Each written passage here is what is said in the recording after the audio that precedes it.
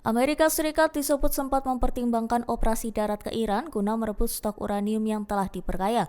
Namun rencana tersebut akhirnya dibatalkan setelah Presiden Amerika Serikat Donald Trump menilai langkah itu berisiko memicu perang yang lebih luas pada 13 Juni 2026. Di tengah konflik yang masih berlangsung, militer AIS diketahui menyusun berbagai skenario operasi, yaitu untuk mengambil alih uranium Iran dan memindahkannya keluar dari negara tersebut.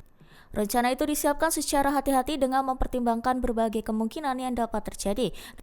Namun Presiden AS tersebut memutuskan tidak memberikan persetujuan. Trump disebut khawatir operasi tersebut akan memicu respons keras dari Iran, memperpanjang konflik, serta memberikan dampak besar terhadap perekonomian global. Selain itu, Trump juga mempertimbangkan potensi jatuhnya korban jiwa dari pihak AS dalam jumlah besar apabila operasi tersebut dijalankan.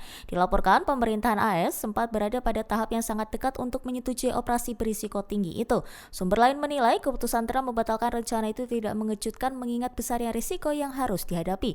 Upaya mengamankan uranium Iran disebut masih menjadi salah satu target utama pemerintahan Trump yang belum tercapai. Stok uranium yang telah diperkaya Iran diyakini berada di sejumlah fasilitas nuklir seperti Isfahan, Natanz, dan Fordow. Material tersebut tersimpan jauh di dalam jaringan terowongan bawah tanah. Diketahui cadangan uranium tersebut cukup untuk menghasilkan hingga 10 bom nuklir apabila Iran memutuskan mengubahnya menjadi senjata. Pemerintah Uni Emirat Arab membantah keras laporan sejumlah media internasional yang menyebut adanya transfer aset Iran senilai 3 miliar dolar AS atau sekitar 53,3 triliun rupiah ke Teheran. Pernyataan tersebut disampaikan oleh Kementerian Luar Negeri Uni Emirat Arab pada Sabtu 13 Juni 2026 sebagai respons atas kabar yang dinilai menyesatkan. Kementerian Luar Negeri Uni Emirat Arab menegaskan bahwa informasi yang beredar terkait dugaan pemindahan dana tersebut sama sekali tidak benar. Pemerintah Uni Emirat Arab juga menekankan bahwa tidak ada dana Iran yang dibekukan yang telah dicairkan, dipindahkan maupun diamankan melalui wilayahnya. Kementerian menyebut seluruh klaim yang beredar tidak memiliki dasar dan sepenuhnya tidak akurat. Selain itu, Uni Emirat Arab mengingatkan media agar mengacu pada sumber resmi dan tidak menyebarkan informasi yang belum terverifikasi.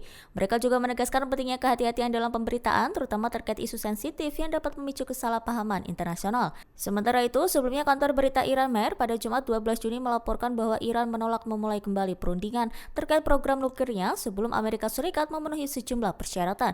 Laporan tersebut muncul setelah adanya kabar mengenai rancangan memorandum penghentian konflik antara Teheran dan Washington.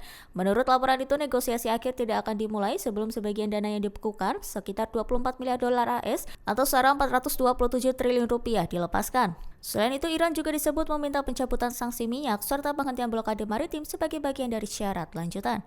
Militer Amerika Serikat dilaporkan menembak jatuh sejumlah drone kamikaze milik Iran yang terdeteksi terbang di sekitar wilayah strategi Selat Hormuz. Komando Pusat AS menyampaikan informasi tersebut melalui platform media sosial X pada Sabtu 13 Juni. CENTCOM menjelaskan bahwa drone-drone tersebut diduga diluncurkan Iran dengan tujuan mengganggu jalur pelayaran komersial di kawasan tersebut.